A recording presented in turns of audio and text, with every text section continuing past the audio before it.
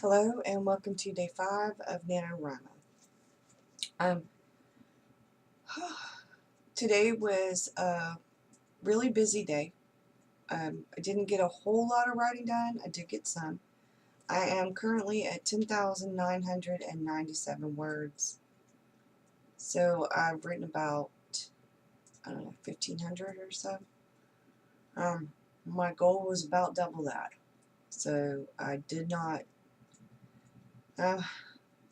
make it there. But earlier this evening, well, because I was very tempted to start my novel over. On page, well, my version, 120 of No Plot, No Problem by Chris Beatty, there's a little excerpt that says, "So you want to start over? A warning about divorcing your novel and running off with a new story. Everyone, at some point, sees their novel as a lost cause. The characters are one-dimensional. The plot isn't going anywhere. The language is abysmal." I'm so tired. I'm so sorry. For month-long novelists, this moment typically occurs in week 2, when general unhappiness about the hours you've been keeping and the challenges of plot improvisation make even the most promising story look like a disaster. The thing to remember, even in the darkest moments, is that there is something great and workable in your story. Rather than starting over entirely, the best approach is usually to focus on the book's strengths. The characters are parts of the storyline you are enjoying, and let the story take off from there. Now, this is written in the very beginning of what is chapter 6 for week 2.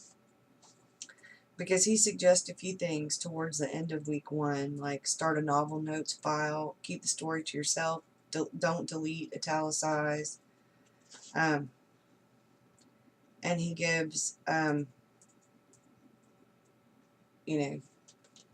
little suggestions about things like that. I think it's because today I was kind of having one of those, a little bit of off day, and I was spending time with my daughter and my grandson, and then I made dinner, and me and my son and my daughter, my grandson, ate. And of course, my 2-year-old grandson didn't want to eat what was on his plate. He wanted to be with me or his mom, and he ended up sitting in my lap and eating off my plate with my grown-up fork. So I ended up eating with a little green Ninja Turtle fork. It's okay. It's okay. My husband came home, and been a couple of days since I saw him, and then he'll be going back out in the morning. But it was good that he got to come home and eat a hot dinner and take a good long hot shower. Grab some more clean clothes. And I guess I could have said to my daughter, look, I have a limited amount of time that I could spend with you and my beautiful little 2-year-old grandson. But the truth is that you need some breaks. I was starting to get a little overwhelmed. I've been trying to write over, and I was kind of stuck in my story anyway.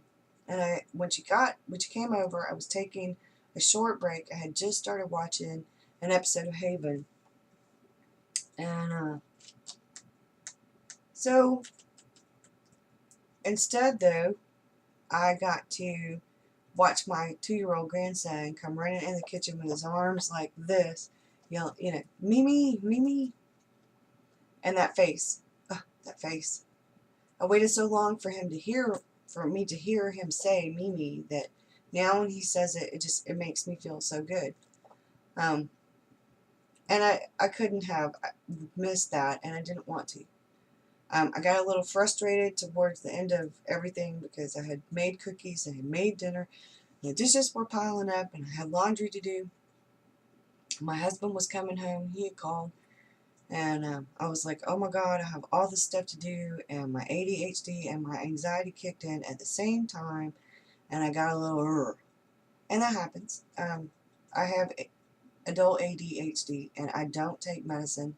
So sometimes when my anxiety gets the better of me and my ADHD's kind of flapping around, that the pressure from feeling like that, from the anxiety, it's not a good thing. And I have learned how to control it for the most part.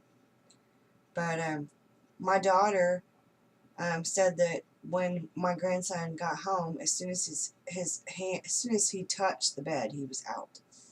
So that was good.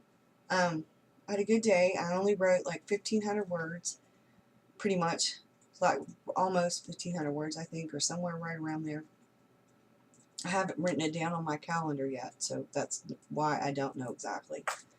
But my writing tip for today is that before you decide to start over with a different novel, just start a new chapter.